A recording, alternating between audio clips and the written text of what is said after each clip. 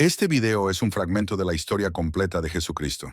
Si quieres ver la historia completa, en la descripción del video te dejamos el enlace. Sin más, disfruten de esta historia.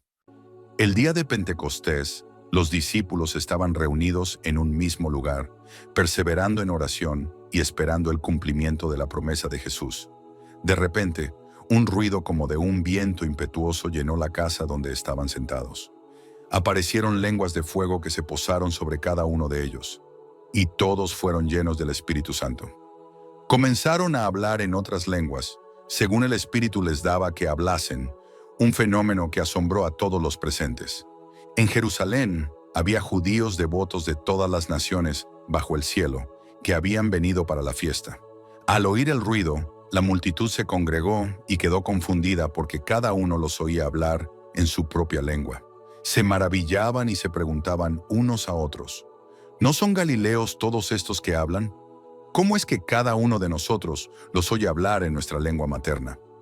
Este milagro no solo confirmaba la presencia del Espíritu Santo, sino que también subrayaba el mensaje universal del Evangelio.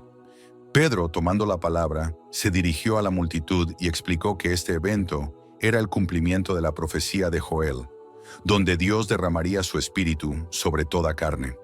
Predicó con valentía sobre la vida, muerte y resurrección de Jesús, y cómo Él era el Mesías prometido.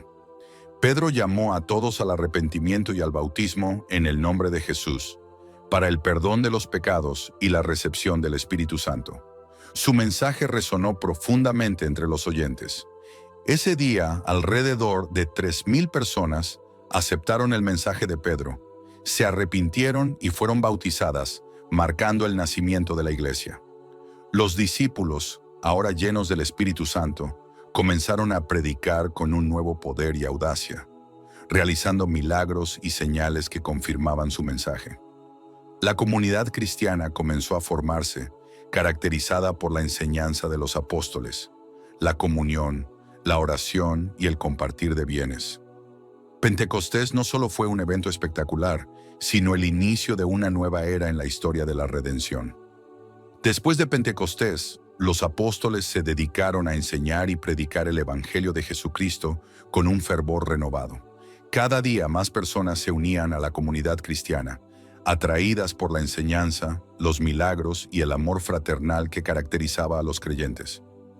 Los apóstoles realizaban señales y prodigios entre la gente, confirmando su mensaje y demostrando el poder de Dios. La iglesia crecía rápidamente, y los discípulos se reunían en el templo y en las casas, compartiendo el pan y orando juntos. La comunidad cristiana en Jerusalén vivía en un estado de unidad y generosidad. Los creyentes vendían sus propiedades y posesiones y compartían el dinero con los necesitados. Nadie pasaba necesidad, ya que todos contribuían según sus posibilidades.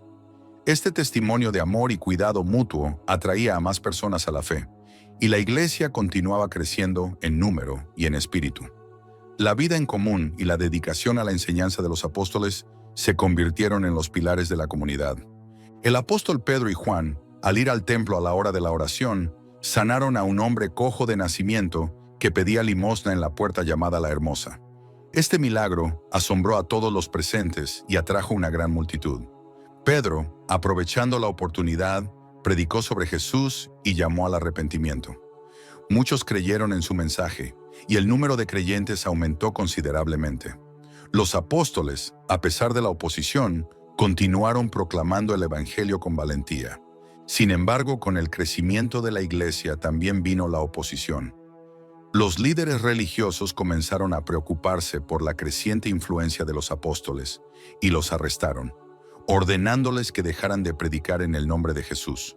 Pero Pedro y Juan respondieron con valentía: «Juzgad si es justo delante de Dios obedecer a vosotros antes que a Dios, porque no podemos dejar de decir lo que hemos visto y oído». La iglesia, fortalecida por el Espíritu Santo, continuó creciendo a pesar de la oposición, confiando en la protección y la guía de Dios. A medida que la iglesia primitiva crecía en Jerusalén, la oposición también aumentaba. Los líderes religiosos, sintiéndose amenazados por la creciente influencia de los apóstoles y el mensaje de Jesús resucitado, intensificaron sus esfuerzos para detener el movimiento cristiano. Esteban, un hombre lleno de fe y del Espíritu Santo, fue uno de los primeros en enfrentar esta oposición. Su valiente predicación y sus milagros atrajeron la atención del Sanedrín, que lo acusó de blasfemia. Esteban fue arrestado y llevado ante el Sanedrín, donde pronunció un discurso poderoso, recordando la historia de Israel y acusando a los líderes religiosos de resistir al Espíritu Santo y de traicionar y asesinar al justo, refiriéndose a Jesús. Sus palabras enfurecieron a los miembros del consejo y lo arrastraron fuera de la ciudad para apedrearlo. Mientras era apedreado, Esteban, lleno del Espíritu Santo, miró al cielo y vio la gloria de Dios y a Jesús de pie a la diestra de Dios. Con sus últimas palabras, pidió al Señor que perdonara a sus asesinos. La muerte de Esteban marcó el inicio de una gran persecución contra la iglesia en Jerusalén. Muchos creyentes fueron arrestados y otros fueron forzados a huir de la ciudad. Sin embargo, esta dispersión no detuvo el avance del Evangelio. Más bien, lo extendió aún más. Los cristianos dispersos llevaron el mensaje de Jesús a Judea, Samaria y más allá, cumpliendo así las palabras de Jesús de que serían sus testigos hasta los confines de la tierra.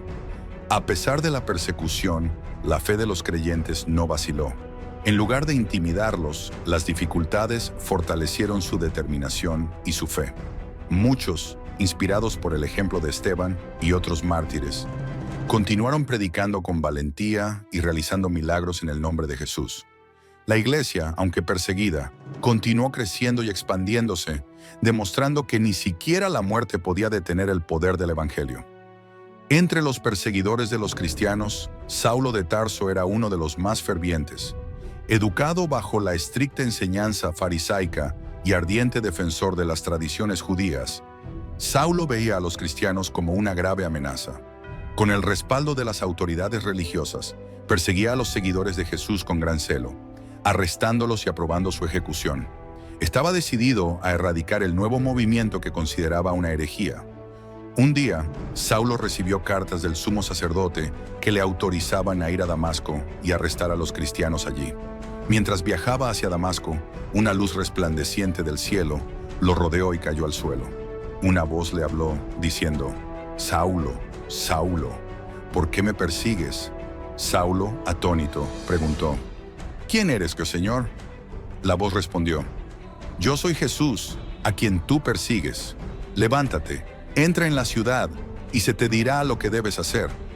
Saulo se levantó del suelo, pero al abrir los ojos, se dio cuenta de que estaba ciego. Sus compañeros de viaje lo llevaron de la mano a Damasco, donde permaneció 3 días sin ver, sin comer ni beber. En Damasco, un discípulo llamado Ananías recibió una visión en la que el Señor le instruía que fuera a ver a Saulo. Aunque temeroso al principio, Ananías obedeció. Puso sus manos sobre Saulo y le dijo: «Hermano Saulo, el Señor Jesús, que se te apareció en el camino, me ha enviado para que recobres la vista y seas lleno del Espíritu Santo». Al instante, algo como escamas cayó de los ojos de Saulo y recobró la vista. Saulo, ahora conocido como Pablo, fue bautizado y comenzó a predicar en las sinagogas que Jesús era el Hijo de Dios. Su transformación fue asombrosa, pasando de ser un feroz perseguidor de los cristianos a uno de sus más ardientes defensores.